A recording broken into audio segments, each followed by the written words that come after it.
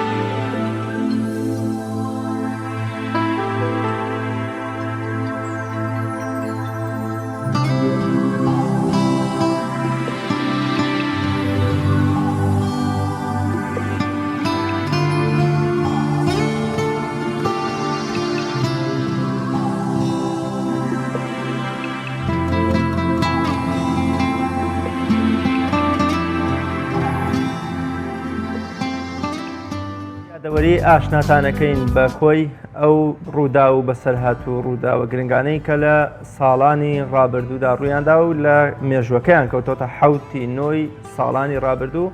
بەنسبەت ئێمەی موسڵمان و کوردستان بزانین کامانیان گرنگ بوون بۆ ئێوەی عزیز و خۆشەویستمان ئامادە کردووە.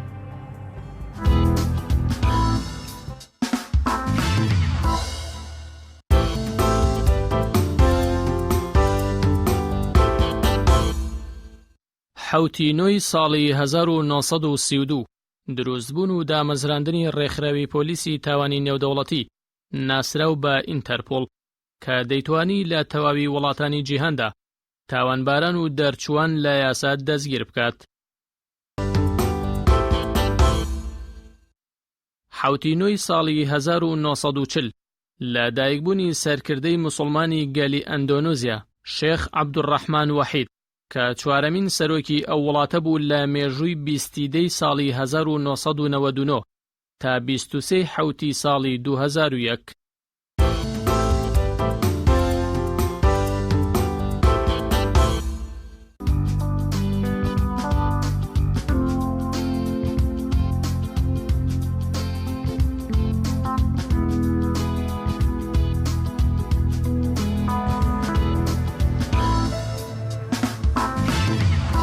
بەڵێ خۆشەویستان لە بەردەم یەکێک لە وێستگە گرنگەکانی ئاشتبوونەوە و بەدەستهێنانی لێخۆشببوونی خواین کە ئەویش بریتە لە ڕۆژووی تاسوعا و عاشورا پیاوێک لە بارەی فەزڵ و گەورەی ڕۆژووی عاشوراوە یا تاسوعا و عاشورا پرسیار لە پێغەمبەری خوا صلی الله علیه و سلم دەکات پێغەمبەری خۆشەویستیشمان صلی الله عليه وسلم دەفەرمێ ئومێدم وایە بەهۆی ئەو ڕۆژەوە خوای گەورە لە تاوانی ساڵێکی ڕابردووی بەندەکانی خۆی خۆش بێت. ئێمەش لە بەردەمە وێزگە گرنگین کە بە پێی ساڵ ڕۆژی کۆچی سبەینە یەکشەممە و دوو سبەیش دووشەممە دەکاتە 9 دەی ڕۆژی محەڕەم کە بە تاسوعا و عاشورا بەناوبانگە و ئێمە تێیدا بە ڕۆژوو دەبین وەکو جێبەجێکردنی سنەتێکی پێغەمبەری پێشەوامان صلی الله عليه وسلم کە ئەوەش پەیوەست نییە بە هیچ ڕووداوێکی نێو گروپ و تاقمە ئیسلامیەکانەوە بەڵکو بریتە لە ڕزگاربوونی حەزرەتی موسا و شوێنکەوتوەکانی لە چنگ و هێرش و پەلاماری فیرعونەکان و نەخرۆبوونی فیرعون کە ئەوەش وەکو یادکردنەوەی بەخش و گەورەیەکی خوای گەورەی بەرامبەر بە موسڵمانان. بۆ مەبەستا میوانداری زۆر بەڕێز مامۆستا شێرزاد عەبدولحەمید زانای ئاینیمان کردووە لە ستۆدیۆکانمان لە شاری هەولێرە و میوانی تەوەریەکەمی بەرنامەی پەیامی ڕۆژە بێ. مامۆستاگیان سڵاوی خوای گەورەت لێبێ، سوپاس بۆ دەرفەتەی کە بە ئێمەت پێ بەخشی پێم خۆشە. یەکەم پرسیارمانەوە بێ ڕۆژووی تاسوعا و عاشورا چییە و ئەگەر باسێک لە گەورەی و فەزلی ئەو ڕۆژوەشمان بۆ بکەیت. بسم الله الرحمن الرحيم الحمد لله رب العالمين صلى الله وسلم وبارك على سيدنا محمد وعلى آله وصحبه وسلم أجمعين. سلام ورحمة الله خوشبوني خواهي قولا برجة سر جنابشتانو وهمو بنراني برز خوشويس لكنالي آسماني بيام دیارە ڕۆژی عاشوڕا یان بڵێن تاسوعا و عاشوڕا نۆیەمین و دەیەمینی سەرەتای مانگی محەڕەم دوو ڕۆژی زۆر زۆر گەورەنە وەکو لە فەرمودەکانی پێغەمبەری خۆشەویست صلی الله عليه وسلم هاتوون وەکو فەضل و گەورەی ئەوە بوو کە پێغەمبەری خوا صلی الله عليه وسلم کاتێک کە چۆ شاری مەدینە لەو کاتە تەماشای کرد خەڵکی شاری مەدینە بە تایبەتی جوولەکەکان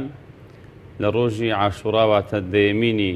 مانگی محەڕەم تێیدا بە ڕۆژی دەبن. پێغەمبەر صلی الله عليه وسلم پرسیاری ئەو بە ڕۆژی بوونەی ئەوانی کرد، ئەوانیش گوتیان لەو ڕۆژەدا گەورەمان موسا عەلەیهی سەلام ڕزگاری بۆ لە بەردەستی فیرعون. پێغەمبەر صلی الله عليه وسلم فەرمووی ئێمە لە پێشترین لەوان لە بۆ گەورەمان موسا عەلەیهی سەڵات وسەلام، بۆیە ئێمە مخالفەی ئەوان دەکەین، هەم دەڕۆژەکەی دەگرین هەم نوێمینەکەش دەگرین. جا بەپێی فرمودەکەی پێغەمبەر صلی الله علیه و سلم بەپێی زانانی فرمودەناس تێگەیشتن لەو فرمودەی پێغەمبەر صلی الله علیه و سلم کە تەماشا دەکەین فرمودەکە بەو شێوازەی هاتی کە پێغەمبەری خوا عەلەیهی سڵام وسەلام فەرموویەتی ئەگەر مام ساڵێکی دیکە نوێمینەکەش دەگرم. لەوانە لێرە پرسیارێک دروست بی لە لای بینەرانی بەڕێز خۆشەویست کە پێغەمبەری خوا صلی الله علیه و سلم سەرەتا چۆ شاری مەدینە لە سەرەتای هیجرەتدا فەرمووی ساڵێکە ئەگەر ببینێن بە ڕۆژی دەبن، بەڵام ئەلێرە تعارضێک هەیە لە فەرمودەکەی. پاشە پێغەمبەری خوا صلی الله علیه و سلم خۆ 10 ساڵ لە شاری مەدینەی بوو، لەبەرچی فەرمی ئەگەر ساڵێکە ببینێم. طبعاً هەوەکو ڕوونکردنەوە بەرچاوڕوونی لە بۆ هەموو بینەرانی بەڕێز خۆشەویست و هەموو مسلمانان ئەو کەسانەشی کە دانەوێت لەو ڕۆژاندا بە گەورە ڕابگرتەیدا بە ڕۆژی بن. پێغەمبەری خوا صلی الله علیه و سلم سەرەتا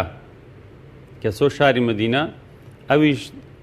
دە ڕۆژی سەرەتای مانگی ذیلحیجە واتە ڕۆژی عاشوڕا بە ڕۆژی دەبوو. دوای پاشی چەند ساڵ 9 ساڵ پاشی ئەو فرمودەی پێغەمبەر صلی الله علیه و سلم کە فەرمووی، ئەسحاب چوونە خزمەتی وتیانەی پێغەمبەری خوا صلی الله علیه و سلم ئێمە حەز ناکەین وەکو ئەوان بین، یان ئەوان واتە یەهودیەکان کە بە ڕۆژی دەبن لە دەیمینی ڕۆژی عاشوڕا دەی محەڕەم، ئێمە وەکو وان نەبین. ئەوجا پێغەمبەر صلی الله علیه و سلم فەرمووی ئێمە کە دەیەکەی دەگرین نوێمینەکەش ئەگەر ساڵێککە ببینێم دەیگرم. واتە فەرمودەکە بەشەکەی دووەم پاشی 10 ساڵی لێرە هاتووە. لەوەی پێغەمبەری خوا صلی الله علیه و سلم ساڵی دەیەمین تەمەن وفاتی کرد، نەیتوانی ڕۆژەکەی بگری، بەڵام مخالفەکردن ئەوە سنەتی پێغەمبەر صلی الله علیه و سلم ئەگەر کەسێک نەیتوانی 9 دەی بگری دەتوانین 10 و 11 بگری، ئەگەر هیچی نەتوانی بگری دەتوانی دەیەمینەکەی بگری، هەروەکو سنەتی پێغەمبەر صلی الله علیه و سلم. دیارە ئەو ڕۆژەش وەکو بە ڕۆژی بوون زۆر زۆر گەورەیە کە پێغەمبەر صلی الله علیه و سلم فەرمی هیچ ڕۆژی گرتن تێیدا گەورە نییە لە بە ڕۆژبوونی مانگی محەڕەم، چونکە مانگی محەڕەم یەکە لەو مانگانەی کە خوا جەل جەلالوه بە گەورە باسی کردیە ئین عیدەتە الشهوری عند الله 12 شهرا في كتاب الله. لەو 12 مانگەی یەک 4 مانگ ڕێز لێ گیراون کە سەرەتای ساڵی کۆچی کە دەست پێ دەکاتن بە مانگی محەڕەم. مانگی محەڕەم مانگێکی ڕێز لێ گیراوە، قەدرگرانە لە لای خوا جەل جەلالوه، هەر کەسێکیش ڕێزی ئەو مانگە بگری بە بەڕۆژیبوون ئەوە خودای رب العالمین پایداری دەکەوەکو ئەفەرمێتن ومن يعظم شعائر الله فإنها من تقوى القلوب ئەوەکو سەرەتایەک. زۆر باشە مامۆستا کەواتە دەستکەوتی ئینسانی موسڵمان کە لەم دوو ڕۆژەیە بە ڕۆژوو دەبێت چه پاداشتێکی هەیە و چه لە پێی فەرمودەکانی پێغەمبەر درودی خوای لەسەر بێت ئەو پاداشتانی کە دەستیەکەون چی و چی؟ دیارە بە پێی فەرمودەکانی پێغەمبەر صلی الله علیه و سلم پێغەمبەری خوا عەلەیهی سڵام وەکو ڕەحمەتێک بوو ئێمەوە نەک وەکو زەحمەت بەڵکو لابەری زەحمەتە کە خودای رب العالمین دەفەرمێ وما أرسلناك إلا رحمة للعالمين. پێغەمبەری خوا صلی الله عليه وسلم هەر کەسێک بۆ دائما موژدەی پێ بووە، هەواڵی خۆشی پێ بووە، مبەشیراتی پێ بووە بۆ ئومەتەکەی، دائما خەندە لەسەر لێوەکانی بووە، هەتا نوێنەرەکانی خۆی دەنارد لە بۆ وڵاتان بۆی ئەو ئیسلامە جوانە پەخش بکەن، بڵاو بکەنەوە، ئەو پەیامە جوانە بگەینن. دەیفەرموو یەسیروا ولا تعسیروا، بەشیروا ولا تنەفیروا. دەیفەرموو دائما موژدەی بدەنە خەڵکی، خەڵک مەتۆقێنن، دائما شتی ئاسانکەن لە بۆ خەڵک، قورز مەکەن. یورید الله بكم اليسر ولا يريد بكم العسر. شتی ئاسانکەن، شتی قورز مەکەن لەسەر خەڵک، تاکو ئەو خەڵکە ئیسیزابەکی باشی هەبی لە بۆ پەیامی خوا جل جلاله. یا أيها الذين آمنوا استجيبوا لله وللرسول إذا دعاكم لما يحييكم. کە هەموو مەقسەدی پەیامی ئیسلام زیندووبوونەوەی ئینسانەکانە. کاتێک ئیستیجابە دەبی لە بۆ پەیامی خوا جل جلاله، بەڵام دانەوەیکی دروست دەبیتن لە بۆ سنەتی پێغەمبەر صلی الله علیه و سلم، دیارە ژیان دەست پێ دەکات. لەبەرچی پێغەمبەر صلی الله علیه و سلم کە ئاەتی تەفسیر دەکات لە بۆ ئێمە، یان خودای رب العالمین کە ئاەتی دادەبەزینی وەکو بانگەوازێک لە بۆ بڕوادارن کە ئەفەرمێ کاتێک جوابی خوا دەدەنەوە، جوابی پێغەمبەر دەدەنەوە صلی الله علیه و سلم، ئێوە زارش کە سەر لە نوێ بەرجی ژیانێکی جوان لەبەر دەکەن. إذا دعاكم لما يحييكم. لۆی پێغەمبەری خوا صلی الله علیه و سلم ڕەحمەت بووە لە بۆ ئێمە. بە بەردەوام ئەگە فەرمودەکانی تەماشا بکەین هەمووی مبەشیراتە، بە تایبەتی لەلایەنی عیبادەت کە ئەفەرمێ هەر کەسێک ئەگەر دووشەم پێشەم بە ڕۆژی بۆ پاداش دەکەیت، هەر کەسێک کە وەکو واجب مانجی ڕەمەزان بە ڕۆژی ئەوە پاداش دەکەیت، هەر کەسێک یوم ئەیام البیض 13 و 14 و 15 ئەو پاداش دەکەیتی. و هەروەها لە تاسوع و عاشوڕا بە تایبەتی ڕۆژی عاشوڕا وەکو فەرمودەکەی پێغەمبەر صلی الله علیه و سلم هاتووە، هەر کەسێک تێیدا بە ڕۆژیوی خێر و پاداشتی ئەوەی دەگاتێت کە خوای گەورە لە گوناهەکانی ساڵی ڕابردووی هەمووی ڕەش دەکاتەوە. سبحان الله. ئەوەش وەکو حەمامێک وایە کە دەچینە نای وەکو فلتەرێک خۆمانی تێدا پاک دەکەین و خاوێن دەکەینەوە و خۆمان لە خوا نێزیک دەکەینەوە. گەورەترین خەڵات کە بەدەستی دێن بریتە لە ڕەزامەندی خوا و جێبەجێکردنی سنەتی پێغەمبەر صلی الله علیه و سلم ورضوان من الله أكبر. ئەو شەهادە گەورەی بەدەستدێنین تا ئەوە بە ڕۆژیبوون تێدا ئەو پاداشتە گەورەی هەیە. مامۆستا خەڵکێکەیە نازام ئایا لە گومان خستنە سەر ڕۆژەکە بێ یا بەجۆی لە جۆرەکان ئەوەی کە پێی دەگوترێ قسەی خۆش و لەخوکردن پێی وایە دەڵێ من مادەم ڕۆژووی ڕۆژی عەرەفەی جەژنی قوربان بە ڕۆژوو بووم کە پێغەمبەری خوا صلی الله علیه و سلم دەفەرمێ گوناهی ساڵێ لەوە و بەر و ساڵێ لەوە و دواش دەسڕێتەوە. ئیدی من کە لە نێوان ئەم دوو ساڵی ڕابردوودا هاتووە گوناهەکان سڕابێتەوە چ پێویست دەکات ڕۆژووی محەڕەم بە ڕۆژوو بم تاسوعا و عاشورا. لە کاتێکا ئێمە ئەوەندەی مەبەستمانە کە دەستکەوت و توێشوەیەکی زۆرتر بۆ قیامەتمان کۆ بکەینەوە، ئەوەندە مەبەستمان لە مامەڵە و بازرگانی نییە لەگەڵ خوایە کە بەوەی بڵێن مادەمێکی گوناه و تاوانمان نییە و لەکەوتۆتە نێوان ساڵی ڕابردوو داهاتووی عەرەفەوە ئیدی چ پێویست دەکات ئەم ڕۆژۆ بگرین. تا چەند پێویستە موسڵمان خۆی لەم جۆرە لە گومان و جۆرە لە گاڵتەکردن و جۆرە لەوە بپارێزێ و لە هەوڵی توێش و دەستکەوتی زیاترا بێ، نەک بازرگانیکردن و وەکۆڵێ تەصفیە حساب لەگەڵ گوناهەکانی لەگەڵ خوایە.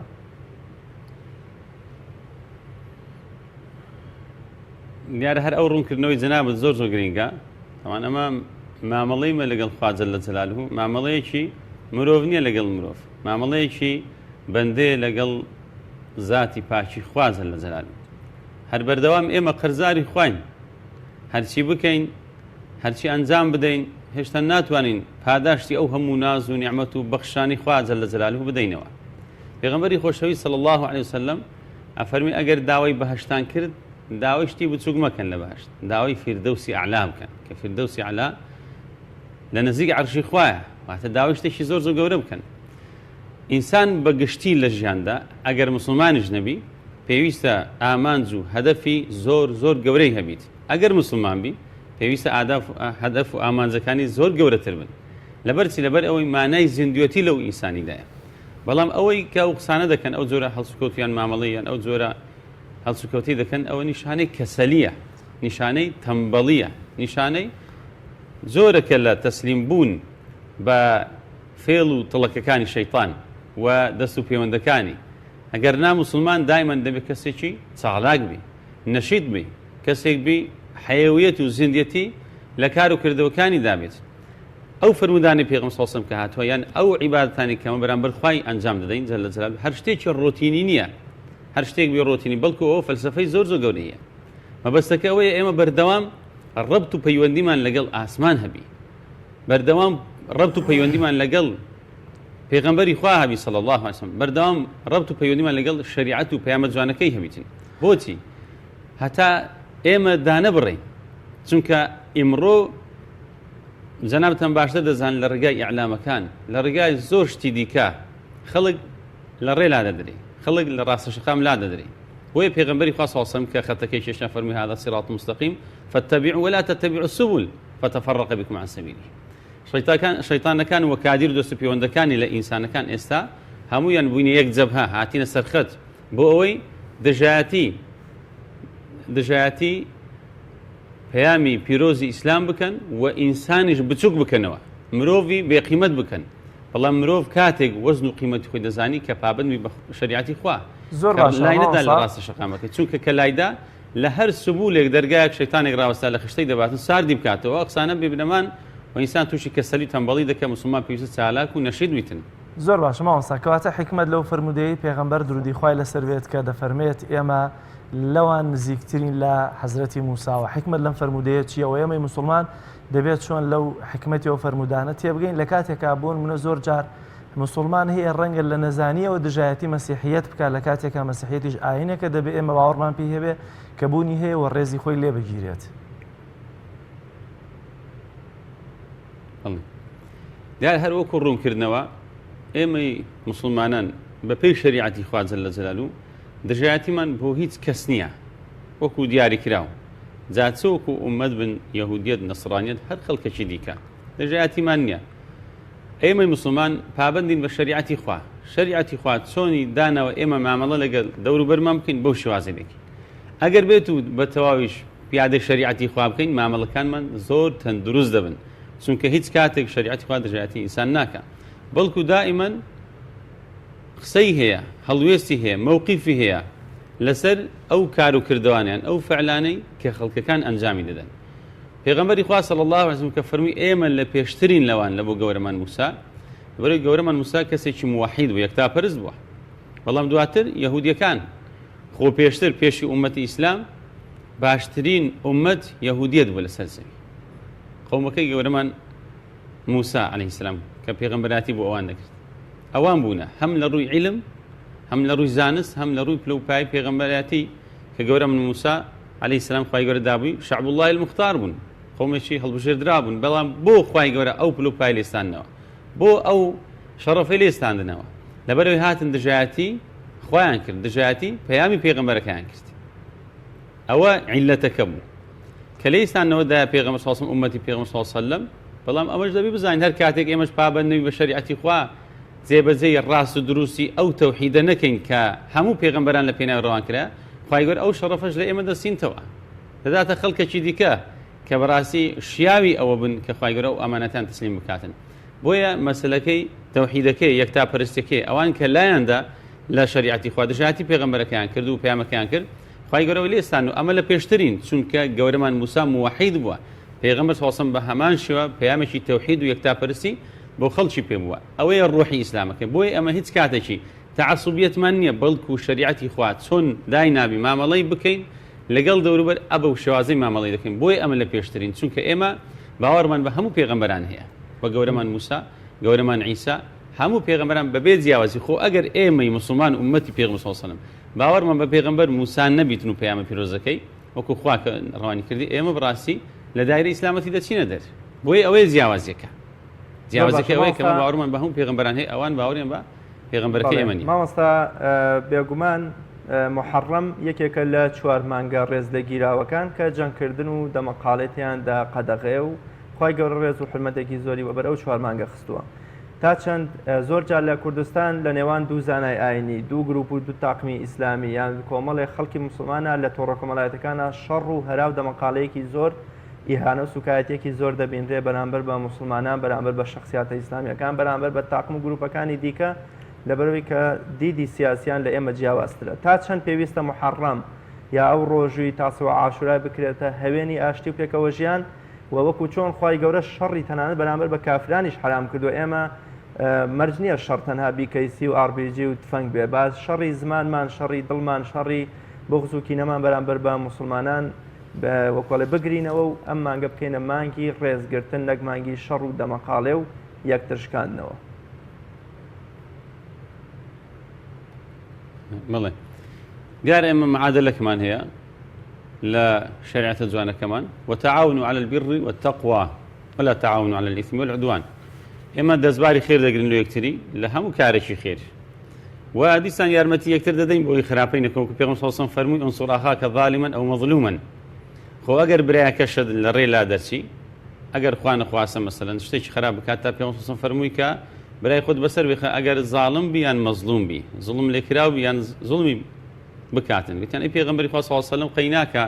مەزلوم بەسەر بێخین بەڵام زاڵم چۆن بەسەر بخین فەرمووی دەستی بگرن لێمە گەڕن زوڵمەکەی بکات. ئەگەر ئێمە دڵسۆز بین ئەگەر برایەکمان هەڵەکیشی کرد ئەسڵ وایە ئامۆژگاری بکرێ ئەسڵ وانییە فەزع بکرێ ئەوڕۆ ئەوەی کە دەبیندرێت بەڕاستی فەزعکردنە ئەوەی کە دەبیندرێت بێنرخکردنی ئەو مادیبوونەیە کە هەر یەک لە ئێمە دەیکەین. ئەگەر تەماشای قورئان و دەقەکانی قورئانش بکەین خی گەورە دەفەرمێ ولا تەبخەسوا الناس ئەشیاءهم. ڕاستی ئێمە کاتێک گەوراتی خۆمان لە دەستدەین بەچی بەوەی کە مادیبوونی بەرامبەرەکانمان بێنرخ تەماشە بکەین نابێ بێنرخ تەماشە بکەین. گەورەمان شافعی خوا ڕەحمەتی خوای لێبیت قوتابیەکی بوو ناوی یونس بوو کاتێکە لە دەرس و لە ئامۆژگاریەکان یان لە وعیزەکان یان لە کاتی دەرسی قوتابی مامۆستایەتی لە برسێک نەگەیشتن یەکتری یەکسەر یونس کە قوتابی بوو دەرسەکەی قوتابخانەکەی بەجێهێشت و چۆ ماڵێ نیوەی شەو گەورەمان شافعی چوو لە دەرگایدا کاتێک گوتی چێ لە دەرگایدا گوتی محەممەدە ئەویش دەرگای کردو گوتی فکری هەموو محەممەدەکەم بکردوا فکری مامۆساکەی خۆم نەدەکردەوە کە شافعیە کە دەرگام کردەوە گوتم قوربان بەو شەو چ شتێکێت و ناتیرە گوتی ئەی یونس ئەو هەموو پرسە کۆمان دەکاتەوە تەنها یەک پرس لێکمان جیاواز دەکاتەوە واتە ئەو هەموو خاڵە هاو بەشەمان هەیە بە تایبەتی ئێمە مسلمانان یەک هەدەف و ئاماژ و مەبەستمان هەیە ڕەزامەندی خوای هەمومان لەسەر یەک ڕێگاین هەندێک لە جوزئیات کە شتی مخالفەمان لەگەڵ یەکتری ئەوە شتێکی زۆر زۆر ئاساییە ئێمە لەگەڵ خەڵکی بێدین ئەگەر ئەومان هەبی ئاسایی ئەی لەگەڵ مسلمانی ئەوجا فەرمووی ئەی یونس ئەو پردانە مەڕوخێنە کە دروستیان دەکەیت چونکە کە بە سەریاندا دەڕۆی لەوانێ لە کاتی گەڕانەوەی پێویست پێ بن ئێمە هەر پێویستمان بە مسلمانان هەیە ڕاستی ئەسڵ وایە محەبەت بی ئەسڵ نییە کە بغز و ڕقوچینە بەرامبەر یەکتر بکەین بە تایبەتی لەو مانگە گەورەی لە مانگی محەڕەم دەبی دەرسی تێدا فێر بین کە ئەمە بەڕاستی مامەڵەمان جوان بی لەگەڵیت ئەوجا فەرمووی ئەی یونس ڕکت لە تاوانبار نەبی ڕکت لە تاوان بی ڕکت لە گوناهبار نەبی ڕکت لە گوناه بی ڕکت لە نەخۆش نەبی ڕکت لە نەخۆشەکەی بی ئەگەر تاوانبار واز لە تاوان بینی گوناهبار واز لە گوناه بینی ئێمە ئەو کەسەمان خۆش دەوێت حبب إليكم الإيمان وزينوا في قلوبكم ڕاستی ئەمە ئەو کاتە کردەوە جوانەکانمان خۆش دەوێت جا ئەسڵ وایە ئێمە محەبەت و خۆشەویستیمان هەبی لەگەڵ یەکتری نەگەڕ ڕقوچین و بغز چونکە مسلمان ئەو کەسە نیە لەیس المؤمن بالطاعان ولا اللعان ولا الفاحش ولا البذيء ڕاستی مسلمان بێنرخ دەبی سووک دەبیتن کاتێکەوە خەڵک لە دەست و زمانی ئەمینە لەیس کە فەرمیتن لە فەرمودەکەی المسلم من سلم المسلمون من لسانه أو زويدي دەبی خەڵک ئەوەل جا لە زمان ئەمین بی هەتا لە زمان ئەمین نەبی لە دەستت ئەمین نابیتن چونکە زمانە هەموو کردەوەکان بە ئینسان دەکات زۆر باشە سی بە تایبەتی لەو مانگە محەڕەمی ئێمە دەی بە خۆدا بچینەوە جارش کە بەرگێکی جوان لەبەر بکەینەوە زۆر باشە مامۆستا کەواتە چی بکرێ بۆی کە موسڵمانان هەن بدرێن کە بەیانی و دوو بەیانی بە ڕۆژوو بن ئەوجا پێم خۆش و ئەو ئاماژە بۆ خاڵەش بکەم تەمان دیارە محەڕەم ڕۆژی ستەم لێکراوەکانە ڕۆژی هەڵاتنی خۆری ستەم لێکراوەکانە ڕۆژی ئاوابوونی خۆری ستەمکارەکانە چونکە وەکو بە پێی فەرمودەکەی پێغەمبەر صلی الله علیه و سەلەم گەورەمان موسا عەلەیهی سەلام و لەگەڵ شوێن پێڵگرەکانی دەربازیان بووە قوتاریان بووە لە سیستەمی ستەمکاری فیرعون و فیرعون وستەمکاریەکەش دەست و دارەکەی هەر هەمویان غەرق بووینە کەواتە ئەو ڕۆژێکی زۆر زۆر گەورەیە ڕۆژی زۆر زۆر بە قیمەتە لە لای خوا جەل جەلالوه تایبەتی دەی محەڕەم پێویستە یەکەم شت ئێمە بە ڕۆژی بین کە وەکو فەرمودەکەی پێغەمبەر صلی الله علیه و سلم ئیبن عەباس و زۆرێک لە ئەصحاب فەرمووی پێغەمبەر صلی الله علیه و سلم ئەمری بەمە کردیە کە دەی محەڕەم بە ڕۆژی بین بەڵام بۆ تاسوعەکەی وەکو سونەت فەرمووی ئەگەر بمینێم ساڵێکە نوێمینەکەش دەگرم جا دەیمینەکەی فەرمووی وەکو چونکە پێغەمبەر صلی الله علیه و سلم هەر بە ڕۆژی دەبوو پێشترش هەتا لە جەهالەتیشدا خەڵک هەر بە ڕۆژی دەبوو دەی محەڕەم ڕۆژی دەی عاشوڕا ڕۆژی زۆر گەورەیە کە ئینسان تێیدا دەبی بە ڕۆژی بیتن وەکو بەدەستێنانی ئەو پاداشتە گەورەیە بەڵام ئەوی دیکە کە نوێمینە یانی یازدەمینە ئەوانە وەکو سونەتی پێغەمبەر صلی الله علیه و سلم وەکو مخالفەکردنیشە پێغەمبەر صلی الله علیه و سلم کە مخالفەی مشریکان دەکرد پاشان لەو ڕۆژانەدا وەکو سەرەتا جەناب ئاماژت پێکرد ئێمە هەوڵ دەین وەقولوا للناس حوسنا زمانی شیرین بەکاربێنین أصل إسلامتي أوية اتقوا النار ولو بشق تمرة فإن لم تجدوا فبكلمة طيبة كلمة طيبة زور بكاربين وشي خير قصي خير متعبتي إصلاح كردني بيني خلق متعبتي سيلي الرحم متعبتي ولاني عباد كان نويج كان بجماعات بكين هاو شو مسقف بكين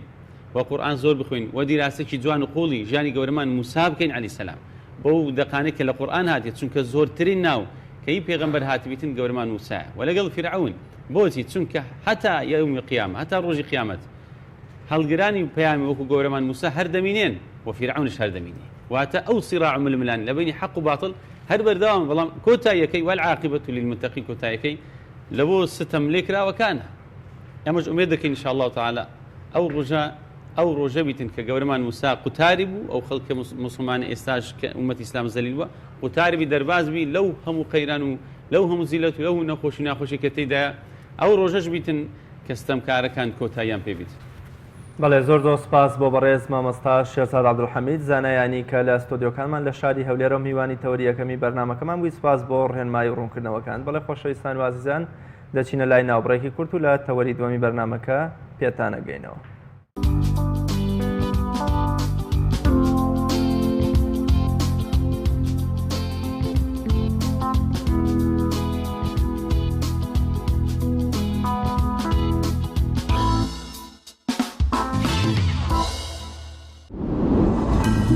تۆپ ئارت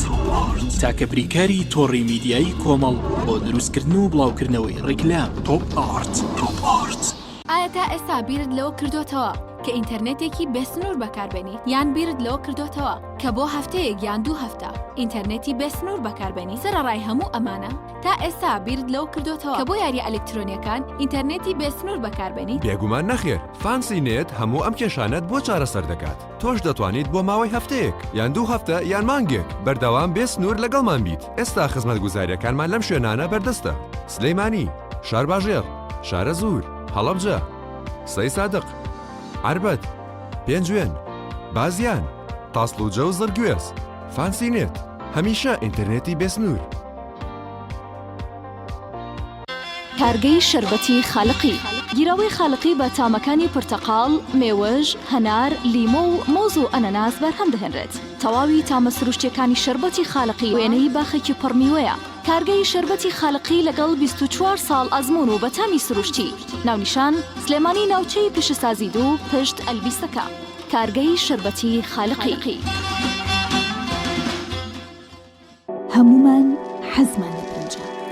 برنجێک تامی ڕاستەقینەی برنجمان پێ ببەخشێ. بازار جمەیتێک لە برنج، بەڵام بژاردەی من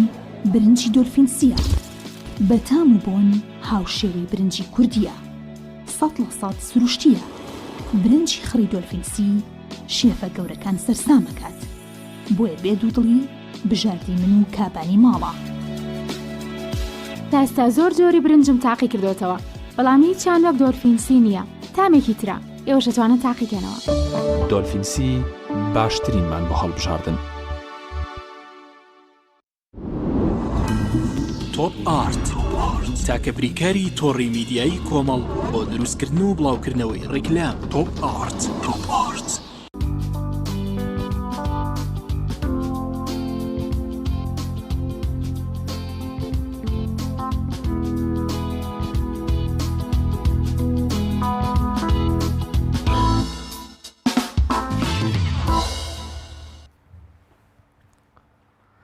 تەوەری دووەمی بەرنامەکەمان قسەکردنە لەسەر گۆڕینی زمانی بەشێک لە مەنهەجەکان بە تایبەتی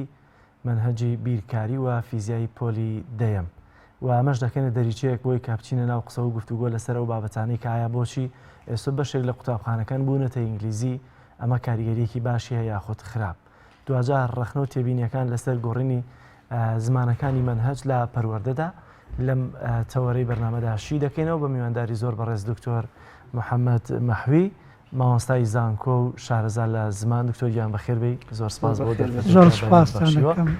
سپاس بۆ تۆش دکتۆرەگە لێەوە دەست پێ بکەین وانەی بیرکاری باسەرەتا باسێک لە بیرکاری و فیزیاکە بکەین دوایی دەچیتە ناو بەگشتی باسەکەەوە. ئایا گرنگە لەوەی کە بە زمان ئینگلیزی فێری بیرکاری و فیزیابین یاخۆت دەبێت بە زمانی دایک بێکە کوردیە؟ پرسیارەکەی بەڕێستان ئەمانباتە ناو قوڵایی چەند بابەتێکی گرنگەوە کە هەمویان بەیەکەوە پەیوەندیدارن پێڕەوێکیان پێکێناوە. یەکێک لەوانە پرسیارێکی سەرەکی لەوانە ئەوەیە بۆچی بە زمانی بیانی بخوێنرێت، ئەمجا بۆچی لە ناو زمانە بیانیەکانە بە زمانی ئینگلیزیە خوێنرێت. وەڵامی ئەم پرسیارە ئەوەیە کە لە دوای جەنگی جیهانی یەکەم و دووەم یەکێ لە کۆلۆنەرەکانی ئینگلیز عێراق بووە. لە ناو ناتوە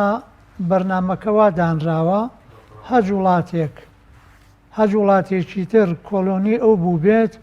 ناڕاستەوخۆ ڕاستەوخۆ لە ناو ناتوە ئەو بەرپرسیاری ئەو وڵاتەیە. عێراق کۆلۆنیەکی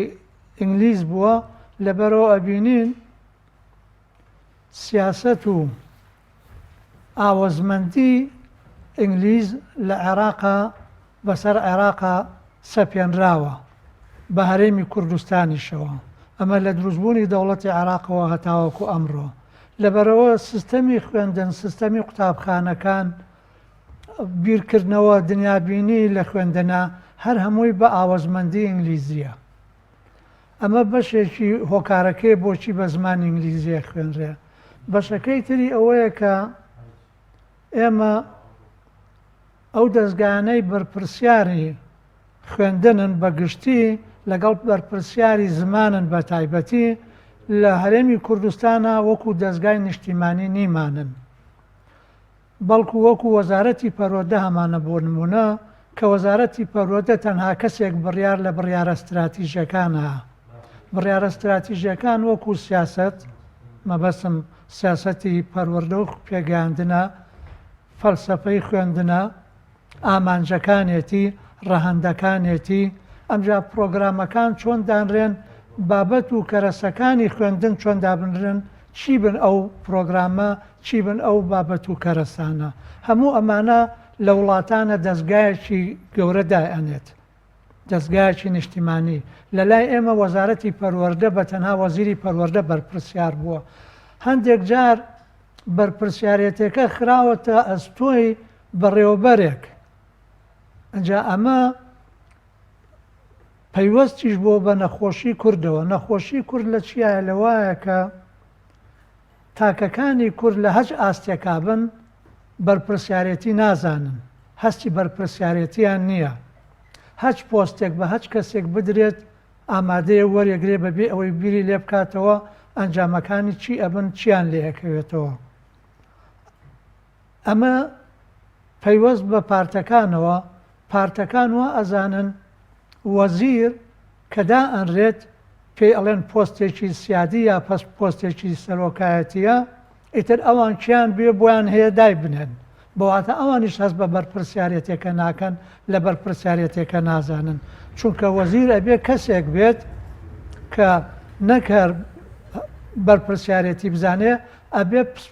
پسپۆر بێت لە بوارەکەی خۆیان، قاڵ بوو بێت لە بوارەکەی خۆیان، شارەزا بێت،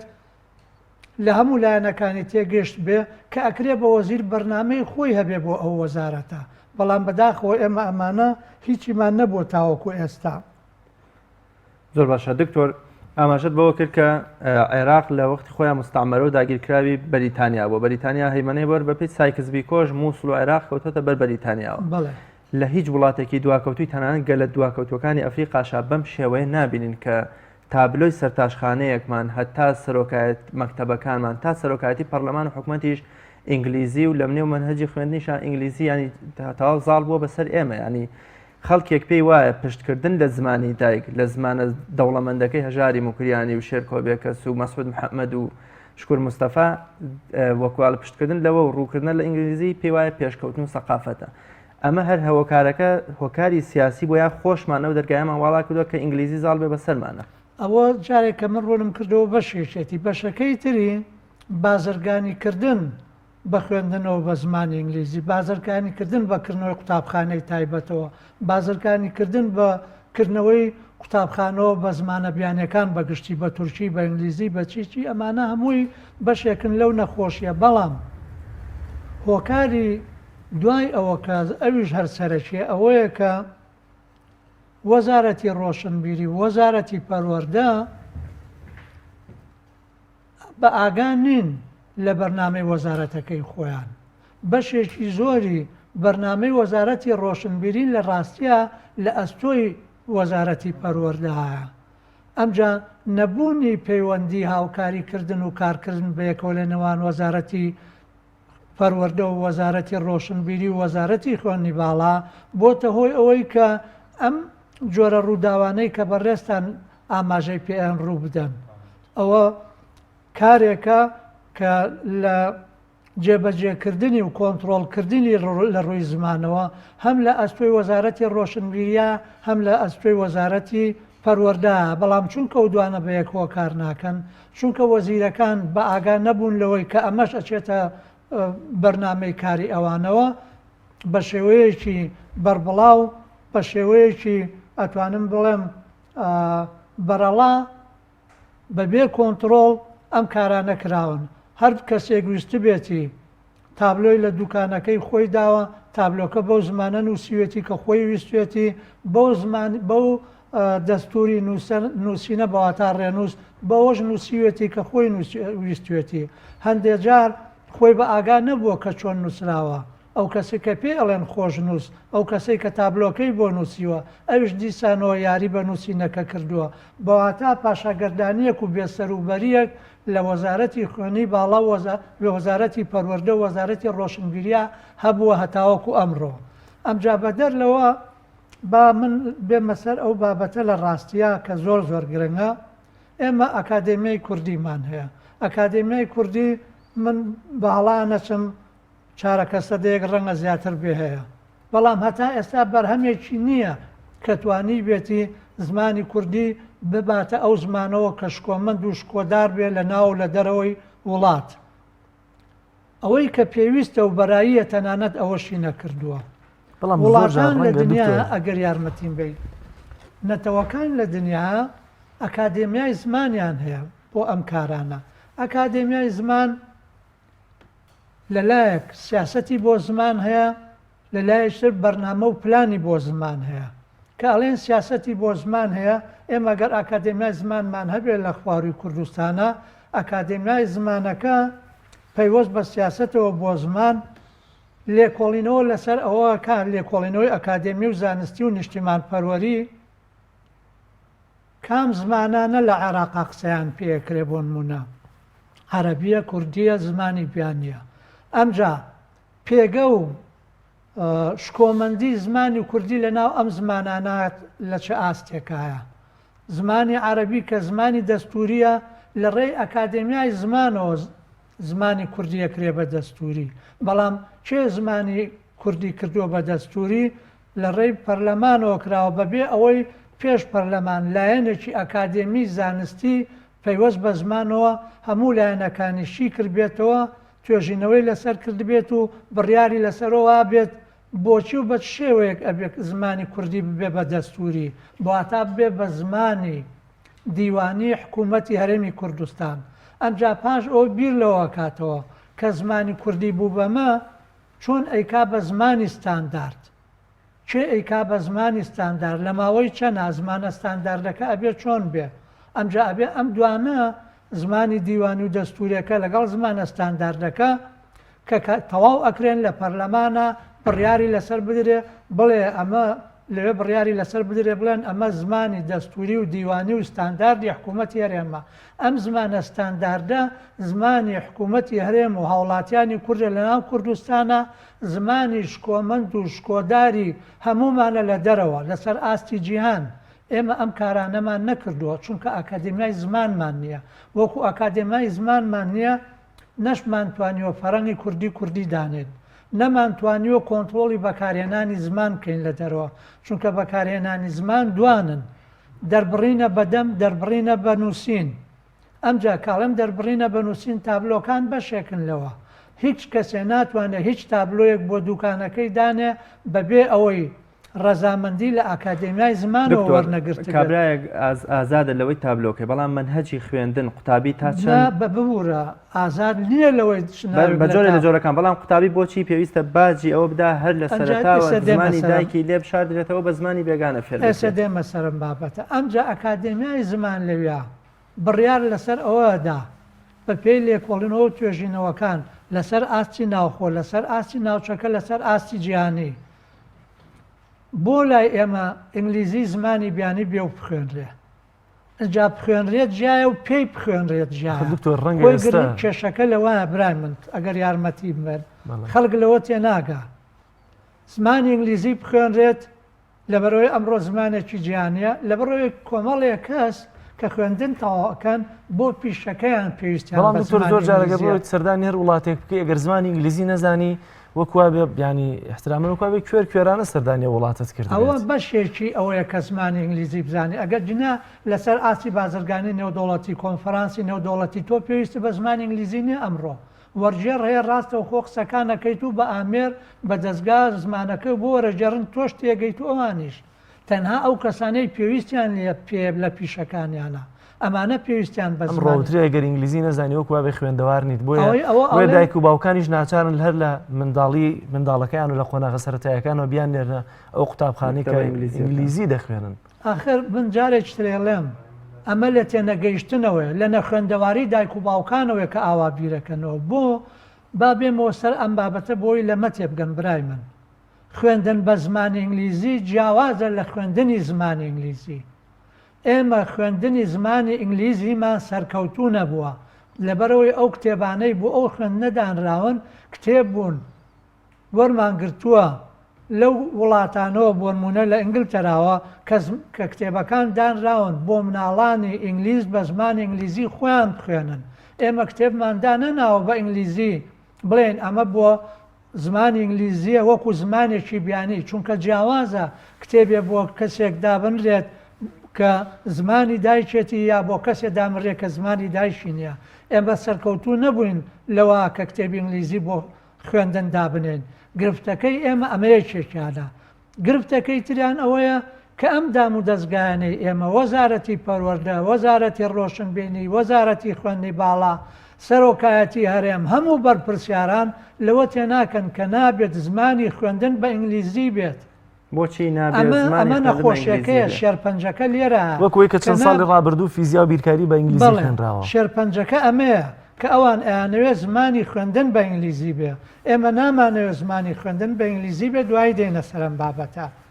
بەڵام با زمانی ئینگلیزی بخوێنرێت. چۆن سووریا و ئێران پەیوەندیان بە فەڕەنساوە هەبووە لەم وڵاتانە زمانی فەڕەنسیە خوێنرێت. ئێمە کۆلۆنیەکی ئینگلیز بووین ئەمڕۆ زمانی ئینگلیزی زمانێکی جیهانی و سوودی لێبینرێ بالای ئێمەش ئینگلیزی بخوێنرێ.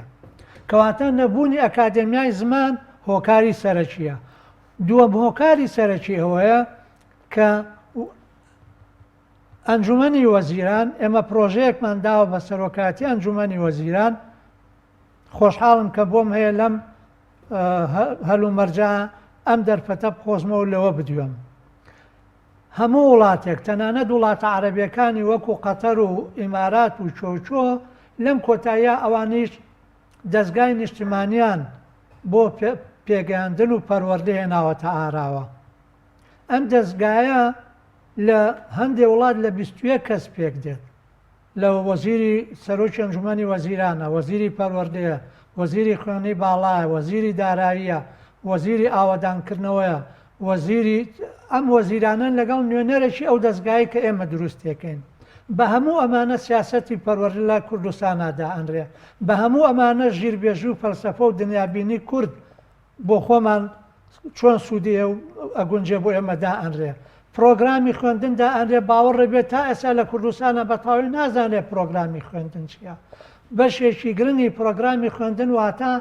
ئەو ڕشتانە چین کە ئەبێت لە کوردستانە بخوێنرێن ئەمجا بەڵگەنامەی بەرنامەکان کە ئەوە وەرجێڕانێکی دروست نییە بۆی کراوە بۆواتە بابەت و کەرەسەکانی هەر ڕشتەیەک چیەکە ئەبێ بخوێنرێن ئەمانە هەموو دەستگاکە دایانێ وەزارەتی پەروەردە تەنها ئەو کارەیە کات کە کاری ڕۆژانەی خۆیەتی بەڕێوەبردن و کارگێڕی و ئاگابوون لە کێشەکان و لە چۆنێتی پێدانی زانیاری بە دەستگا نیشتیمانیەکە بۆی پەروەردە و پێگەاندن بەرەو پێش ببرێت ئەمەیە کاڵێن دەستگای نیشتیمانی بۆ پەروەردە لەگەڵ ئەکادێمیای زمانە بەبێ ئەم دوانە پەروەردە و پێگەاندن و پەروەردە لە کوردستانە لەو ئاستا ئەمێنێتەوە کە هەیە زۆر باشە کەواتە دکتۆر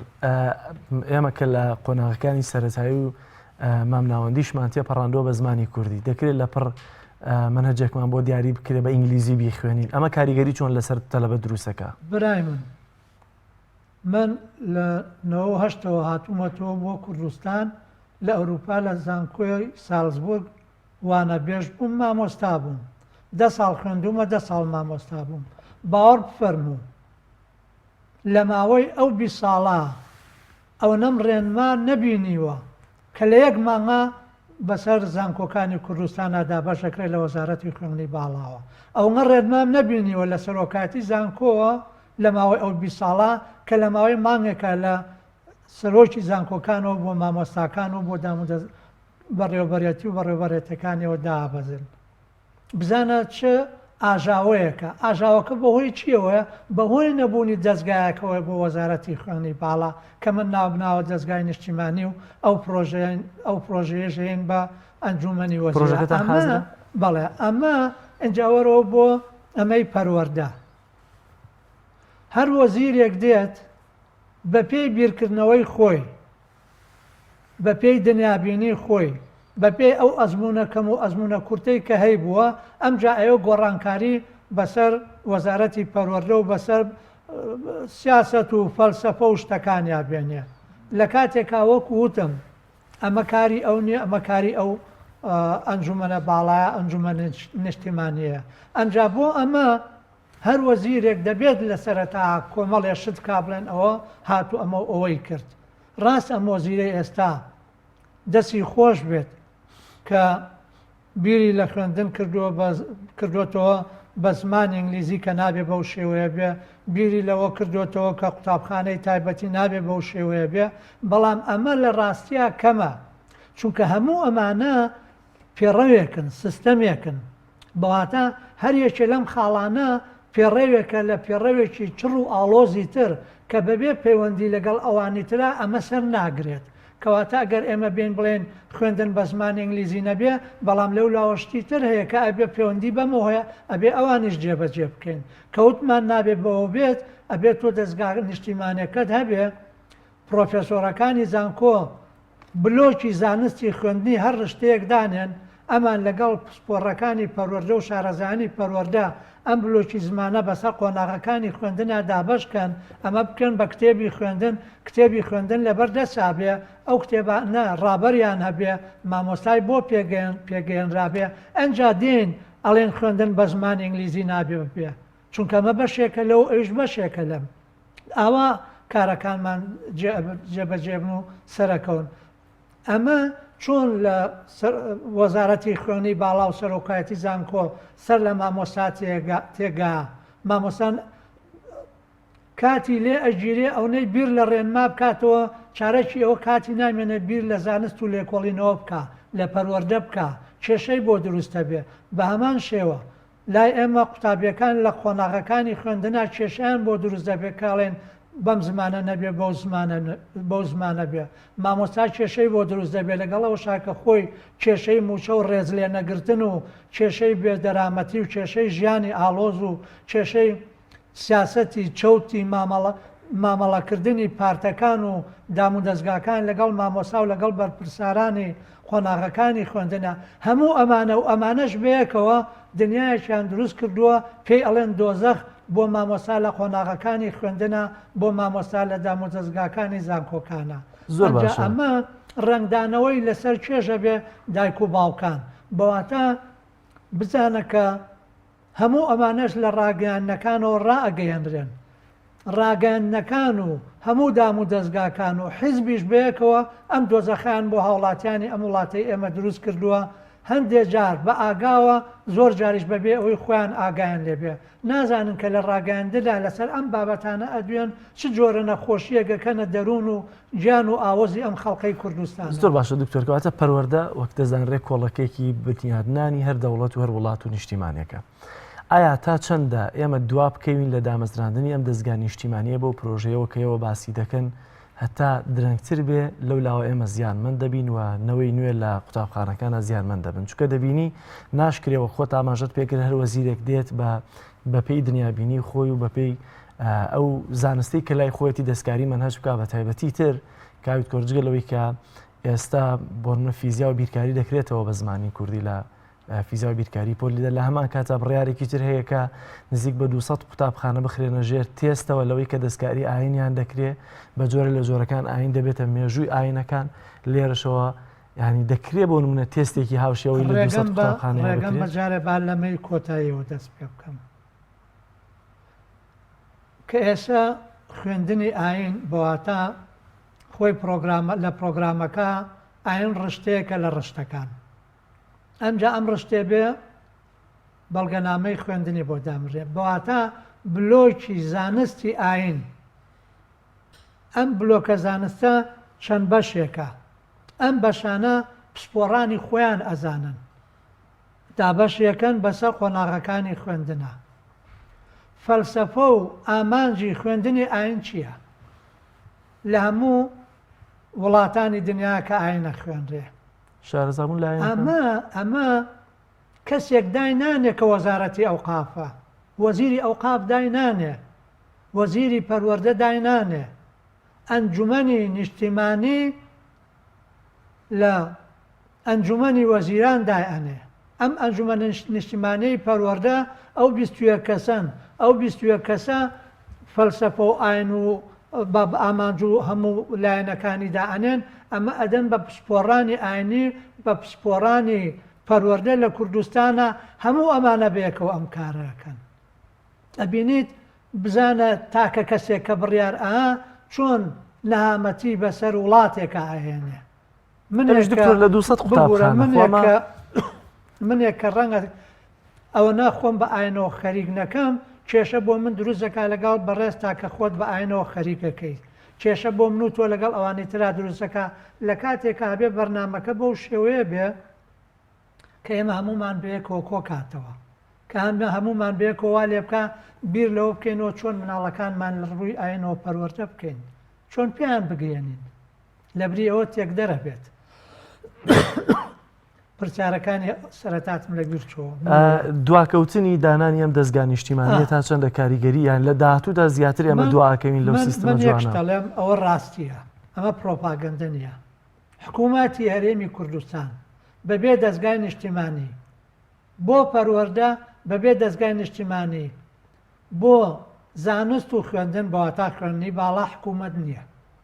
بەواتە حکوومەتی ئەگەر چۆنەڵێ سێ پای هەیە حکوومەتی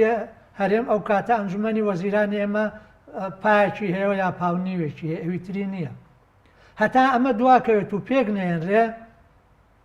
زیانەکانی زۆرتر لە نەخۆشی شێرپەنجەکەی کە داویانە بە هاوڵاتیانی کورد دەرئەکەون و نەخۆشیەکە زۆرتر بڵاو ئەبێتەوە خو شێرپەنجە بەناو هاوڵاتیانە بەناو دام و دەستگاکانە بە تایبەتی لە ناو مامۆستایان و بەرپرسیارانی پەروەردە ئەوە ڕاستیەکە کابێ هەموو لایەک بیزانێت دکتۆر تەلەبەت چه تاوانێکی دەبێ باجی ئەم نەبوونی دەستگای نیشتیمانیە بدات لەلایەکەوە خوێنکار با بڵێن من بە ئەوانەی لە قۆناغەکانی خوێندنی بنەڕەتی و دوام نەڕەتیە ئەخوێنن پیان ئەڵێم قوتابی ئەوانەی لە زانستگا و زانستگا بەوە تا زانکۆ پەیمانگا ئەخوێنن بۆوان ئەڵێم خوێندکار. لە ڕاستیە قوتابیەکان ئەو کەرەسێن کە بەردەوام ئەڕوشێنرێن برینار ئەکرێن کە زیانیان پێکەوێ، بەڵام بەرپرسیار لەگەڵ وەزارەتی پەروەردە، لەگەڵ وەزارەتی خوێنی باڵا و ئەنجومەنی وەزیرانە دایک و باوکانن کە بێدەنگن، دایک و باوکانن کە چەپڵە لە هەموو کاتێکە بۆ بەرپرسیاران لێنن کە خواخوایانە بیان بین و وێنەیەکیان لەگەڵا بگرن، کە خواخوایانە تەوقەیەکیان لەگەڵا بکەن، کە خواخوایانە بەرپرسیارێک کە ئەمە کارەکانێتی ئاوڕێکیان لێباتەوە لە کاتێکە بۆ نازانن کە چ نەهامەتیەکیان بەسەر هاوڵاتیان و لە پێش هەمومانە بەسەر مناڵەکانیانە هێنراوە. لەبەرەوە دایک و باوکان لە پێش هەموو کەسێکەوە لە بەرپرسیارن، ئەوانیش کە زیانیان بەرەکەوێ. لەسەر لە نەزانینەوەی کە دایک و باوکان مناڵەکانیان ئەنێرن بۆ ئەو قوتابخانانە کە بە ئینگلیزی تیا ئەخوێنرێت، نازانن لەویا زیانێک بە کورد و بە زمانی کوردی و بە ئاوەز بەواتە بە عەقڵی کوردیەکە. ئەنجا من حەزەکەم لێرەوە بێمە سەر بابەتێک ئەگەڕێم بن، فەرموو دکتۆر. ئەویش ئەوەیە زمانی ئینگلیزی چی لە زمانی دایکمان چی لە زمانی کوردی زیاترە وا ئێمە ناچارەکەن بە زمانی ئینگلیزی بخوێنین.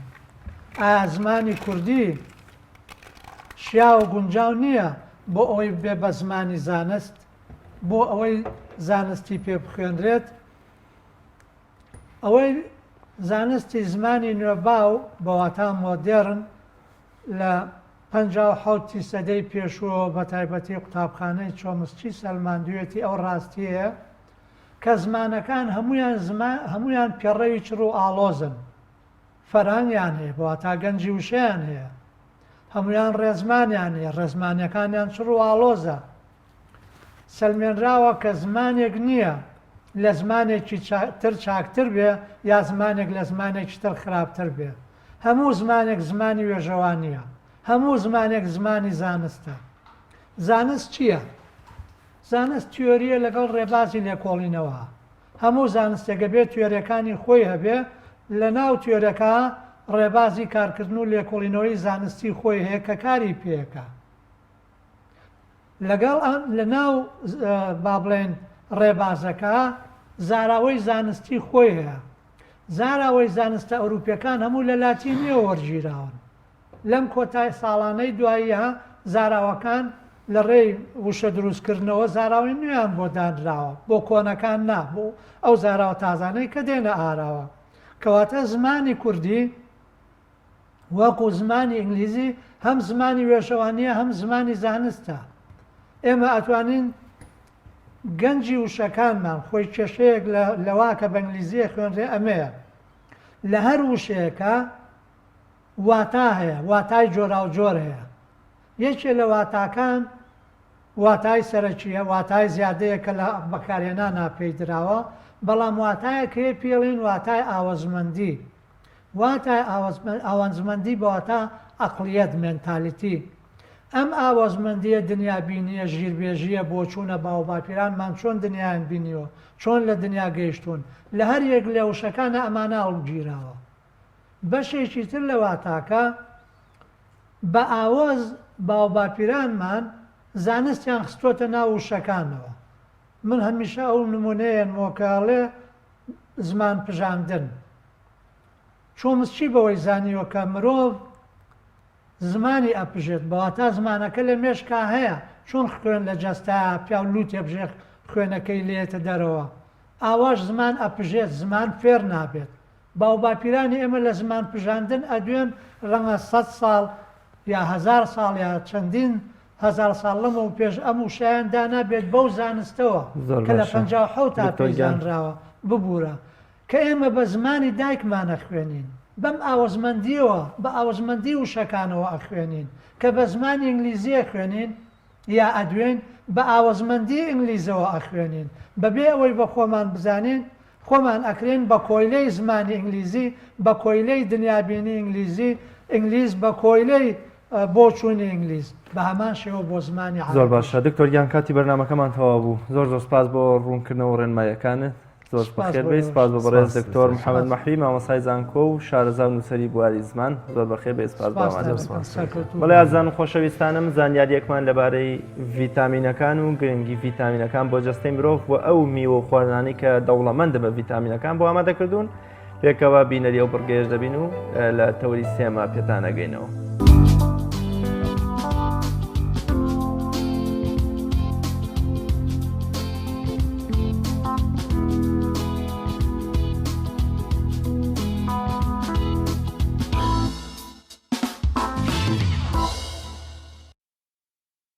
سەرچاوەی ڤیتامینەکان چین و کامانن ئەو خۆراکانەی دەوڵەمەندن بە ڤیتامینە جیاوازەکانەوە.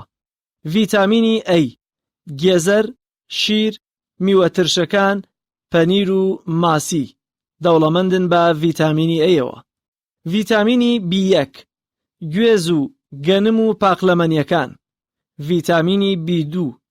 شیر و هێلکە و گوێز و قارچک و پەنیر و گۆشت ئەو خۆراکانن کە دەوڵەمەندن بە ڤیتامینی B2. مریشک، زەردێنەی هێلکە، شیر و بەرهەمەکانی، کافیار، بروکلی، گوێز، پاقلەمەنیەکان ئەو خۆراکانن کە دەوڵەمەندن بە ڤیتامینی B5. زەڵاتەی سەوز، مۆز، سەلەمون، گۆشت، بەرهەمەکانی دانەوێڵە، فەریکەی گوێز، کەلەرم ئەو خۆراکانن کە دەوڵەمەندن بە ڤیتامینی B6ەوە. سەرچاوەی ڤیتامینی B12 لەم خۆراکانەدایە. سویا، سپێناخ، گیای دەریایی، گوێچکە ماسی،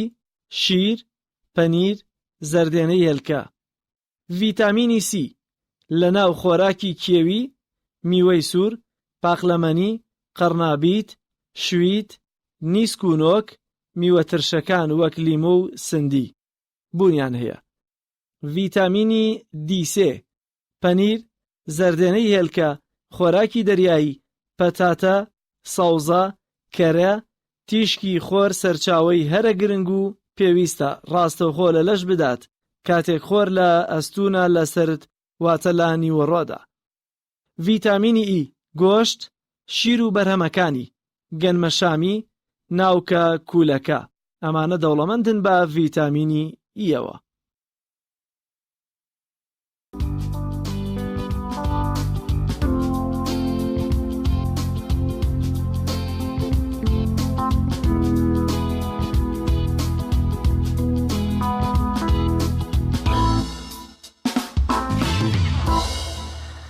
تەوەری سێمی بەرنامەکەمان قسەکردنە لەسەر هونەری تابلۆکێشان بە ئامادەبوونی خانمێک کە خۆیەکێکە لە قوربانیانی کیمیابارانی هەڵەبجەوە بەشێک لە تابلۆکانی نمایشتن لەو تاوانە گەورەیە کاویش خات و ویدا نەسرەدین کە ئێستا دانیشتووی سلێمانی بەڵام ئەسلی هەڵەبجەیە و تابلۆکێشە بەخێربێ ویداخان. زۆر سپاس. بەخێربێ. ئەگەر لێوە دەست پێ بکەین چه جۆرە تابلۆیەک دەکێشیت؟ بەڕاستی هەر لە مناڵی ئەو خولیای تابلۆکێشان بووم، زیاتر خولیای مۆسیقا بووم کە یعنی لە ژیانە مۆسیقا زۆر پێویستە وەکو خۆراکێک بۆ ئینسان، زیاترین کە گوێ لە مۆسیقاگر ئەتوانی ئەو تابلۆش بکێشی. بۆیە هەر لە مناڵیەوە لە بەبۆنەی کیمیابارانی هەڵەبجەوە بەبۆنەی نەمانی ناسنامەی باری شارستانیمەوە کە لە ئێرانیش درێژەم بە خوێندنە دوای کیمیابارانی هەڵەبجە لە ئێران سەرچاوی گرهونەرەکەی من. ئیتر ئەوە بوو بەهۆی گەڕانەوەم بۆ عێراق کێشەی خوێندنم بۆ دروست بوو و لە دوایە توانیم پەیمانگای هونەرە جوانەکان تەواو بکەم ئەو حەزم بەدی بێن. زۆر باشە. وێنەکانت پۆرترێتی تەواو نین، ینی بەجۆی لە جۆرەکان مرۆڤ نیشانراوە بەڵام بە شێوەیەکی گشتی ینی جەستەوە ئەندامەکانی وەکوڵێ وەکو ئەو پۆرترێتە نین کە هونەرمەندەکانی کێشن. ئەم جۆرە وێنانە کاتچین ئەگەر بەردەستی بە تایبەتی ئێستا ئەم هونەرە زۆر باوە لە وڵاتانی بیانیشا لە هەموو جیهانە زیاتر ناچیتە وردەکارێکی پەیامدارە هونەرێکی من دائیمەن حەزم بە ئیشی حوڕە، حەزم بە ئیشی تعبیریەتە لە ئیشی واقعی، زیاتر ئیشی واقعیشم کردووە بەس ئەوانەی کە زۆر لە ناخی منایە زیاتر ئەم جۆرە هونەرە چی پێدەگوترێ؟ ئەم ئێستا ئەمانە تعبیری پێ ئەوترێ ئەوە لە پێشانگای هەڵەبجەدا بەشداریم کردووە و زیاتر تعبیر لە برینەکانی خۆمان ئەکات بە تایبەتی کە خۆم یەکێک بووم لە بەرکەوتوانی کیمیاوی دایک و باوکیشم لە دەستمە. زۆر باش ئەو تابلۆی بەردەمت ئێستا تعبیرە لە چی کیمیابارانی هەڵەبجە؟ ئێستا ئەم تابلۆیە هەرچەنە ئەمەیە ئاماژە بەوە بکەم کۆتا قۆناغی پەیمانگان بوو لە کاتێکا تەطبیقاتم ئەکرد لە مەکتەبی کامیاران و لە کاتێک فەرمانبەرم لە نەخۆشخانەی مناڵان بەڕاستی ئەرکێکی زۆر قرس بوو بەڵام حەزم کرد هەر لە مناڵیەوە حەزم کرد ئەوەی کە لە ناخی خۆمایە بەدەمیش نەیڵم بە تابلۆیەک دەری بڕم لەبەر ئەوەی خۆم لە تەمەنێکی مناڵی مابوو ئەم تابلۆیە بە ناوی هاواری منداڵۆیە هاوار لەو ئازارانەی منی ئەکرد کە لەو تەمەنا بووم یعنی توانیم خۆشببختانە بەسەر ئەو هەموو پۆست بوو ناڕەحەتی ئازاڵ بم لە 16 ئەم ساڵە ئەو حەزم بێنمەدی. زۆر باش ئەم تابلۆی کێسە لە بەردەستا هەیە منداڵێکە دیار ئەوگەر خۆت نەڵێ منداڵێکە هاوارەکە دەبێت زۆر جوان ورد بیتەوە تا و کاتی کە تعبیریە بەڵێ. ئایا پێویستە ئێوەی تابلۆکەش لەگەڵ هەر تابلۆیەکتانە دەبێت تعبیرەکەشی ڕوون بکەنەوە بۆ بینەرەکانی؟ ئەتوانی ئەوەی کە خۆی هونەرمەند بێ شێوەکار بێت یعنی ڕەنگە تا ڕادەیە تێبکە. ئەیتر هەندێک لە تابلۆ تعبیریەکان هەر کەسە بە ئایدیای خۆی تعبیریەکە ئەشتوانی لەگەڵیا ئێستا من چۆن ئاماژەم بەوە کرد بە ناوی تراژیدیای ڕنگ بوو پرسیاری زۆرم لێ ئەکرا لە ئەو ڕۆژەیە کە پێشانگاکەم کردەوە بۆچی ڕەنگی زۆری تیا بەکار هاتووە و لە کاتێک شاباسی تراژیدیا ئەکا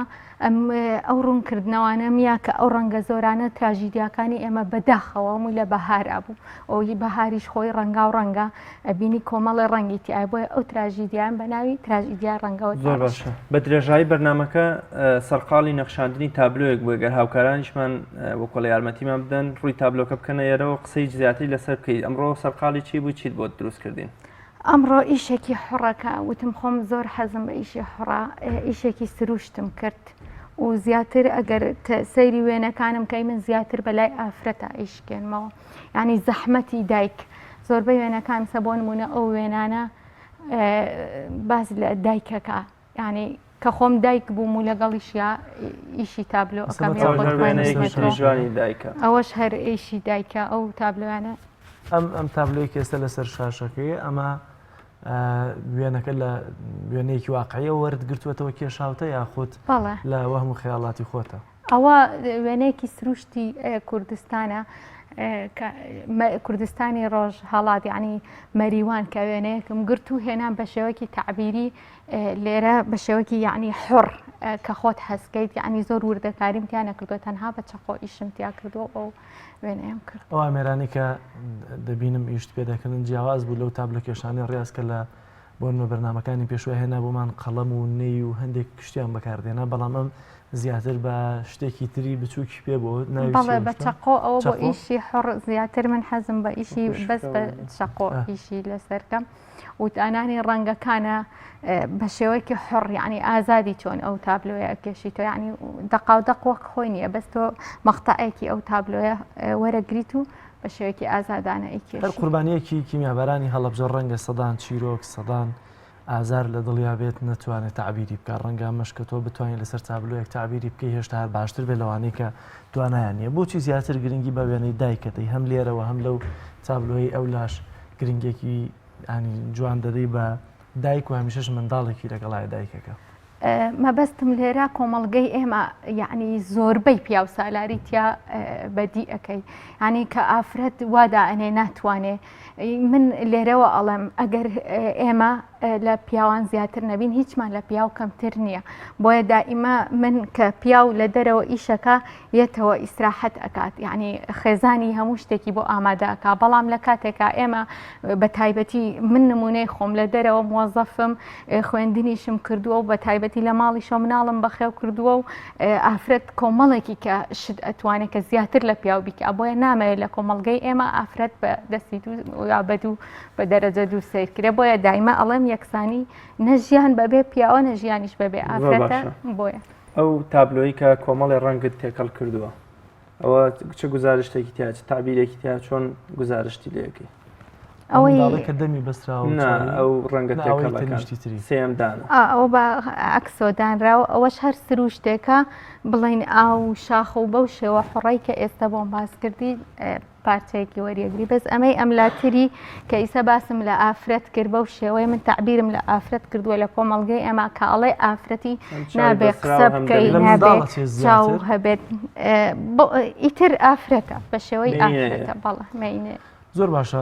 کاتێککە سرنجی ئەو وێنەیە دەکێش دانی سرنجم نەچێتە سەر وێنەی دایکە شتێک کە زۆر گرنگە خانومانیە ئافرەتەیە بە تایبەتی منداڵێکی لە باوەشە و خەریکی دیارە کشت و کاڵیش بێ ڕەنگە ئەم وێنەی کە ئەم ئافرەتەیە ئەم دایکەیە وێنەی دایکی خۆتە هیچ ناوتێتە بەرچاوی خۆت یا خۆت زۆر جیاوازی هەیە لەگەڵ ئەمەیە ئەوە سڵتفە ئافرەتێکی کووردە و مناڵێک لە باوەشیاتی و ئەگەر ئەوەی پێشی شۆپشان بەی زیاتر ئافرەتی کووردە هەر لەگەڵ پیاوەشان بەشانی پیاوە هەم لە زەرعەتا هەم لە ئیشی ماڵە هەم لە خواردن دروستکردندا بە دەر لە پیاوە کە ئافرەتەکە هیلاکە جگە لەو تابلۆی بەردەمت کام لە تابلۆکانی تر گزارشتن لە مەعاناتی قوربانیەکی کیمیابەرانی هەڵەبجە بەڵێ ئەمانە هەر گزارشتە لە قوربانیانی کیمیابارانی هەڵەبجە ئەمەی پشتۆش کە دایکەکە مناڵەکەی پێیە لە هەمان کاتا لە کاتی ڕاکردنەکەشا ئەو دایکە ڕێزەگەربیێنیت ئەمەیە ئەو دایکە مناڵەکەی بە باوەشەوەیە ئەوەش هەر باس لە مەینەتیەکانی هەڵەبجەکە هەندێک جار وای لێ هاتووە مناڵەکەی خۆی خستوێتە بەحری سیروانەوە کە ئیتر زۆر بێزار بوو ینی لەو کاتە ئافرەتەکە مناڵەکەی خۆی دایناوە یاخود بە باوەشیەتی مناڵ یاخود مناڵێ بە کۆڵیەتی هەر لەو کاتەشە مزاحەیە بەشداری هیچ پێشنگایەکت کردووە جگەلەوە پێشنگە تایبەتی خۆی کە خۆت کە لە شاری هەڵەبجە کردەوە؟ بەڵێ بەشداریم لە پێشانگای پەیمانگاکانە کردووە دووجار و جارێکیش بەشداریم کردووە لە تندوتیژی لەگەڵ ڕێکخراوی UIPP لە هەڵەبجە ئیتالی بوو دژی تندوتیژی ژنان. باشە. تابلۆکانت بە چ ئامانجێک دەیان کێشی فرۆشتنە یاخود تەنها تعبیر و جوانیەکانی ناخی خۆش؟ نەوەڵات ئەو تابلوانە کە ئەیکێشم زیاتر حەزێکی خۆمە کە هەنێک کات کە بێتاقەت بیدیا شتێک هەڵەسی تابلۆیەکە کێشی. تابلۆ کێشان ئاسان نییە تۆ بڵێ من ئێستا لێرا یەکسەر ئەو تابلۆم کێشا وانە هەتا حەزێکی تەواو ئیسە وێنە کێشان هەیە بەس فەنانیش هەیە فەن لەوایە کە حەزی خۆت بێ هەڵقڵاو بێ لە مێشکی خۆتە ئەو شتانە دروستکەی وێنە کێشانیشەوەی هەموو کەس ئاسایی ئەتوانێت وێنەیەک بکێشە و فێر بێ بەس من ئەو شتانەی کە حەزم لێتی زیاتر شتە کوردەواریەکانە ئێستا بۆ نمونە ئەمە باز لە ژن و پیاوێکەکە کە خەریکی گیای بەهارن گیای بەهارە لێ ئەەکەنەوە یعنی شتە کوردیەکانم زۆر بەلاوە جوانە و ڕەسەنایەتی زۆر خەمبار دیارە بۆ ئەوە پیاوەکە ماندووە بەڵام ڕوویەکی گەشتری هەیە بەس ئافرەتەکە خەمێ لەسەر ڕوخساری نیشتووە ئافرەتەکە لەمان کاتاکە خەریکی ئەوەشا بیری لای مناڵەکانێتی بیری لای ماڵەوە دایمە ئافرەت بەجەستە لە شوێنێکە ئێستا من لێرەم بەجەستە لێرەم یعنی زۆربەی کات لە ماڵەوەم لە خەیاڵی مناڵەکانمان زۆر باشە ئەوەی جارێکتر ڕەنگە پرسیارەکەم دووبارە بێ بۆچی لەو دوو تابلۆیە ئافرەتەکە زیاتر لە خانمێکی کوردەچێ ئێستا بۆ من زۆر جارێک لەی دەکەین دەڵێن جلی کوردی شێوێنراوە جلی کوردی و سەردەمانە بوون کە دایکانمان یا لە داپیرەکانمان لەبەریان دەکرد و دەیان پۆشی بەڵام ئێستا سێدەکەی جلی کوردی زۆر زۆر تێک چووە کاتێک کە سێری و دوو تابلۆیە دەکەم ئافرەتەکە زۆر خانومانە ئافرەتێکی کورد لەسەر زرعاتی شەکە لە کشت و کاڵە سێری دەکەی هەر پۆشتە و پەرداخ زۆر زۆر خانومانە دایمە ئەمەوێت من ئەوە بڵێم ئافرەتی کوردمان هەیە شێوە کار بەس کەمتر ئیشەکەن حەزەکەم من ئەو کللتورە ڕەسەنەی کورد ئێستش کە لە جلە کوردیەکانی خۆماتەنەها ستایلەیە حەز ناکەم ئەو ستایلە بێنمە لەبەرەوەی کللتوری خۆت هەمیشە بپارێزی اینجا ئێستا لەمە دوا هەوڵەیەم زیاترین کللتورەکانی کوردی بەوێنە بنەخشێنم بۆیە حەزم کردووە زیاتر ئەو جلە کوردیانەی کە جاران هەبووە نەگەم جلە کوردیە تەقلیدانەی ئێستا زۆرم حەز کامانە لەو معاناتەی کە وەکو قوربانێکی کیمیابەرانی هەڵەبجە هەتە بەڵام نەتوانیوە لەسەر تابلۆکانە وێنەیان بکەیت طبعاً قوربانیانی کیمیابەران هەمیشە داخ و خەفەت و یا هەوستەمەی کە لێیان دەکری ئێستش و ڕابردوش زۆرتر لەوەیە کە بتوانین لەسەر تابلۆیەک وێنای بکەیت. زۆرە ئەو معاناتانە بە تایبەتی ئەوەی کە خۆم پێیا تێپەڕیوم بەڕاستی زۆر ناڕەحەتیم بینی لە کاتی وەکو پێم وتی ئەم خوێندنە بە تایبەت من کە بە دکتۆراش ڕازی نەئەبووم خۆشبەختانە کە توانیم ئەو حەزەی خۆم هەیە بەڵام خوێندکارێکی زۆر زیرەک بووم کە لە دواییە بەهۆی 11 ساڵ لە وڵاتی خۆما بێبەری بووم بۆ نمونە ڕەنگە مامۆستایە کات بێتە ژوورە بە معاناتی تۆی نەزانی بێ کە چەند هەوڵەیە بەداخەو لە کۆمەڵگەی ئێمە ڕێزم هەیە بۆ زۆرێک لەو مامۆستانەی کە یارمەتی کە بزانن تۆ بە جددی ئیشەکە یارمەتی دەێن بەڵام هەنێک کاتیش پەیامم بۆ هەموو مامۆستایکە خۆم ئێستاتر پیشەی مامۆستایم وەرگرتووە پەیامم ئەوەیە کە بە دەعوەتێک تکایە ویژدان نەفرۆشرێ بە دەعوەتێک ئەی بین و ئەی بیسن لە وڵاتی ئێمە زۆر ئەو گەندەڵیە شۆڕ بۆتە تەنانەت هەموو جمگەکانی ژیانی گرتوتەوە کاتێ زۆر جار هونەرمەندیان نووسەرێ خەمێکی خۆی لە ڕێی قەڵەمەکەیەوە دەیەوێت بیدرکێنێ یان بوونە ئایا نووسینێکە پەخشانێکە شارێکە یان تابلۆیەکە زۆر جار خەفەتێک قوڕکی وا دەگرێت دەزەکاتە گریان تۆ هیچ کاتێ بە دیار تابلۆکانتەوە کە خەمێکی خۆت ویستوتە بیگەێنی بیکەیتە پەیامێ لە ڕێی تابلۆ هیچ کاتێ هەبووە کە گریابیام لەم تابلۆیە گریاوی زۆر لەم تابلۆیە چکە من ڕاستە دە تابلۆم ئەگەر تابلۆیەمان بێتی دە تابلۆم نەخشاندووە بۆ کیمیابارانی هەڵەبجە بەس ڕەنگە هەمویان ئەو تابلۆیانە نەبن کە بە دڵی خۆم و ناخی خۆم وەکو ئەم تابلۆیم کێشابێ ئەوە بوو من ویستم بە دوو تابلۆی زۆر حەزین بەشداریکەم بەڵام قانون وا بووە بێت دە تابلۆ بۆ یە کرد و کاڵێک بە ئیشەکەمەوە دیارە بوو لە بەرەوەی وەکو وتم هەم متەبقە بووم لە مەکتەبە هەم فەرمانبەری نەخۆشخانە بووم ئەبوو واجبەکان و هەم دایکیش بووم لە هەمان کات هەم کارنامەی دەرچوونیشم هەبوو بۆیە تەنها توانیم ئەم وێنەیە بە دڵی خۆم بکێشم و کە گریام و هەستێکی زۆرم هەبوو بۆی زۆر باشە من چەند جارێک ئەڵێم قوربانی کیمیابارانی هەڵەبجە کێت لە دەستداوە لە کیمیابارانەکانی هەڵەبجەیە وەکو وتم باوکم بەداخەوە یعنی سەش ناڕەحەتم کە ئەم ساڵ چوم و نەمتوانی بچوومە وڵاتی ئێران بۆ چارەسەری نەخۆشی بەڵام نەمتوانی بچمە سەر قەبری باوکم شەیدە لە تارانە و دایکیشم و خوشک و برایەکیشم لە گۆڕە بە کۆمەڵەکانی هەڵەبجە زیاتر بێسەر و شوێنتان هەیە لە کیمیاباران بێسەر و شوێن ئەن دایکم و خوشک و براکەم هەتا ئێستا ئەڵێن لە گۆڕە بە کۆمەڵەکانە بەس نازانم وایە گەورلیان خۆش بێ خۆلیان خۆش بێ ئینشاءڵڵا ویداخان دوایین قسەت ئەگەر نەتوانی بێ لە تابلۆکانیشتا وێنەیان بکەی دوایین قسەم هەر ئەوەیە دەستخۆشی بۆ ئێوە کە ئەم دەرفەتتان بۆ ڕەخسانم و هیوادارم بتوانم لە داهاتوە ئەوەی کە نەمتوانەوە بیکەم لە هەڵەبجە یعنی خۆشبەختیشم کە توانیم هەر چۆنێک بێت درێژە بۆ خوێندنە بەمەوە و بەو حەزەی خۆم بگەم زۆر باشە سپاس بۆ خاتوو دانووسین تابلۆکەش سپاس بۆی کە بەرنامەی ئەمڕۆی پەیامی ڕۆژیت بۆ ڕازاندنەوە سپاس بۆ بینەرانی عزیز بەرگە بابەتەکانی بەرنامەی پەیامی ڕۆژی ئەم ڕۆژمان بۆ پێشکەشکردن بۆ هیوای کە جێگەی سوود و ڕەزامەندی هەموو لایەک بێت تا ڕۆژێکی نوێ بەرنامەیەکی نوێی دیکە بەخوای گەورەتان ئەسپێرم سپاردەی خوابن خواتان لەگەڵ